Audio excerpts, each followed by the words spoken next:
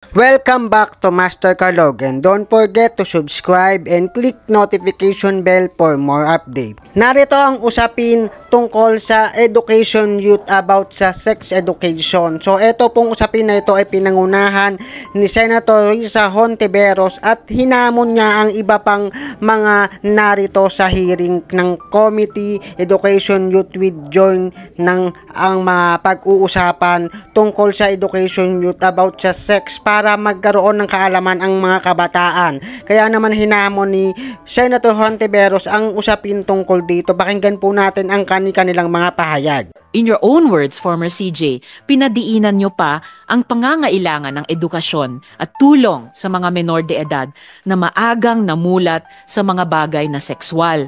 So, how is it now that you do not support initiatives which recognize this very idea na kayo mismo ay ginamit ito para magdesisyon na yung relevant RPRH provisions ay constitutional, Mr. Chair? Pero for the record, Mr. Chair, hindi po iyan yung sagot ng good former CJ ang sinabi ninyo po noon. Dahil dun po sa decision ninyo sa RPRH law na binasa ko po yung ilang bahagi, wala po tungkol sa paglimita sa life-threatening situations lamang. At malinaw po yun sa ipinut on record kung muli. Malinaw po sa records ng korte ang paliwanag po ninyo noon sa inyong desisyon at iniiba lamang sa sagot nyo ngayon. Pero it stands for the record. Yun po ang desisyon ko nyo noon. Bilang isa sa nagpasya rito, may ilan pong akong mga tanong sa good former CJ Sereno.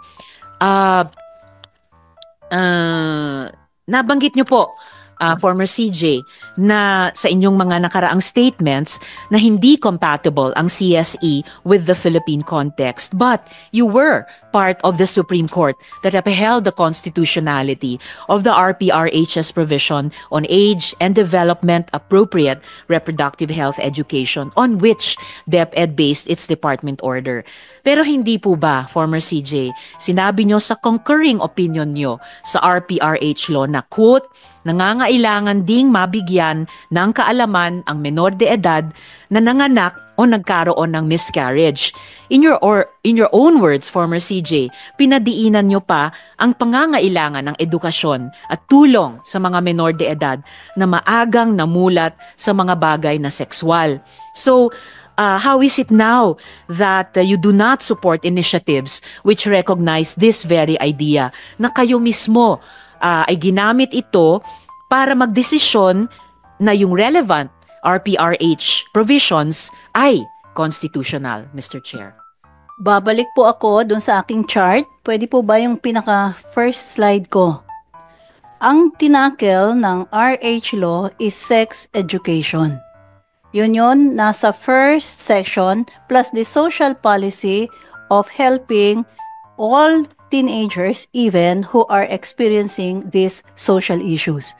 Doon sa first column po, malinaw, pasok doon ang RH law. Pero itong CSE, which is a brand, which is a technical term, ang layo po. Kung pupunta ngayon ang CSE sa isang litigation, natatanungin, paano nyo pag-uusapan ang sexuality, ang identity, paano nyo pag-uusapan ang multiple personalities, paano nyo pag-uusapan ang identity crisis within the ambit of the RH law? Marami pong papasukan na hindi pasok doon. Compatible ang aking pananaw. Medyo yung mga mas conservative po, medyo nagtampo nga sa akin ng gusto kasi partially nag-dissent pa ako doon sa mga tinanggal nila. Kaya ang pananaw ko po, Senadora Risa, para ho magkaintindihan ang buong bayan, agree ho tayo sa sex education which the NCFC really wants.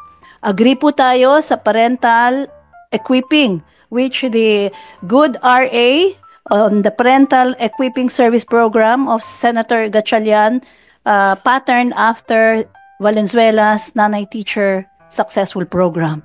Agree po tayo na kailangan ayusin ang teen pregnancy at ang health concerns.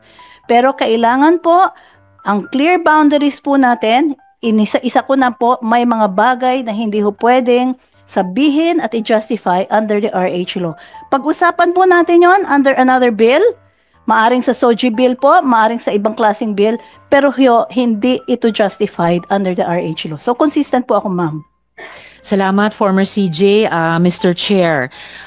Pati sa pag-affirm na nagkakaisa na tayo tungkol sa sex education, tungkol sa parental equipping, at tungkol sa paghanap ng mga paraan na mapigilan at pababain ang teenage pregnancy dito sa ating bansa.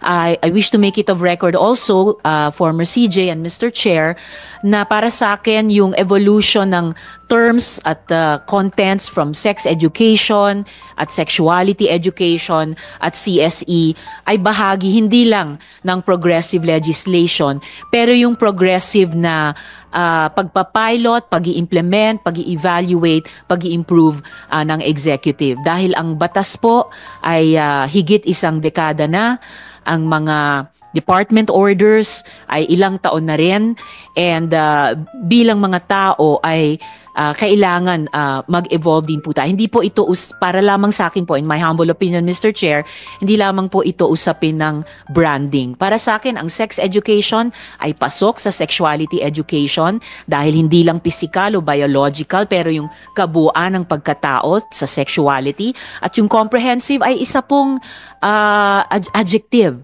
para ang tawag nito, para ilarawan kung anong klaseng sexuality education, kung ano po yung mga subjects, kung ano po yung mga paksa.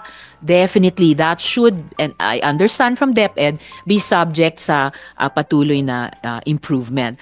And then pangalawang tanong ko po, Mr. Chair, para sa good former CJ, sa desisyon nyo rin po sa kaso laban sa RH law, sumang-ayon kayo na ang ibang menor de edad ay nararapat lang bigyan ng impormasyon at serbisyo kaugnay ng sexual at reproductive health.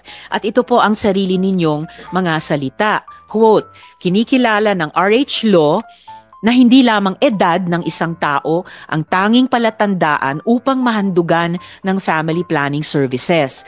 Batid nito ang pangkasalukuyang sitwasyon ng paglaganap ng maagang pagkamulat at pagsubok ng mga kabataan sa kanilang sexualidad.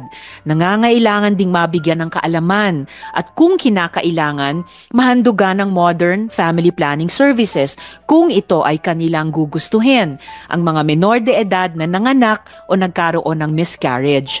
Bilang isang hakbang sa pangangalaga ng pangkalahatang kalusugan, ang pagbibigay ng modern family planning services sa mga menor de edad na ito ay daan upang maunawaan nila ang mga kahihinatnan at kaukulang pananagutan ng pagiging isang magulang gayong nabuntis na sila, pati na ang pagbuo ng pamilya, close quote. Sa iba pang parte, sinabi nyo na, quote, sa bandang huli, ang pasya ng may katawan ang dapat manaig. At bagamat ang may katawan ay wala pa sa hustong gulang, kung siya ay nabuntis na, hindi dapat hadlangan ang kanyang kakayahang humingi ng tulong ukol sa reproductive health, kahit walang pahintulot ng kanyang magulang sapagkat nakasalalay sa ganitong kakayahan ang kanyang kalusugan at mismong buhay.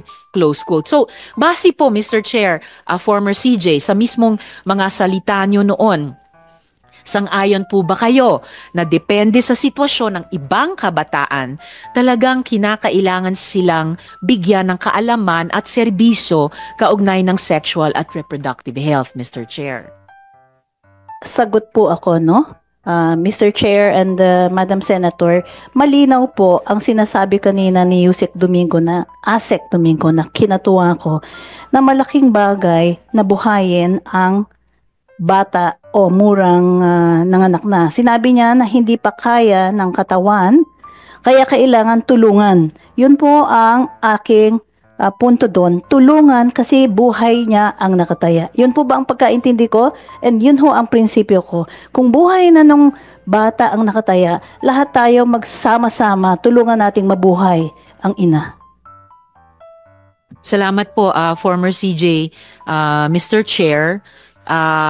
So at least nagkakaisa tayo dun sa kailangang tulungan ang mga kabataang ito at tulungan din silang buhayin. Yung kabataan mismo o kung nabuntis na siya at nanganak, silang mag-ina or silang mag-iina kung kasama pa yung halos kasing edad niya na batang ama. So, and then, inote ko lamang po, so for the record, modern family planning services are acceptable even for adolescents, Mr. Chair. That is my understanding. I see the former CJ shaking her head. Mr. Okay, Chair. may qualification po tayo, no? Kaugnay sa usaping ito, mahalaga ang iyong opinion. Ano ang magiging opinion mo tungkol sa usapin sa education youth about sa sex? So ito po ay pag-uusapan natin sa comment section. Don't forget to subscribe, like, and share. Thank you for watching.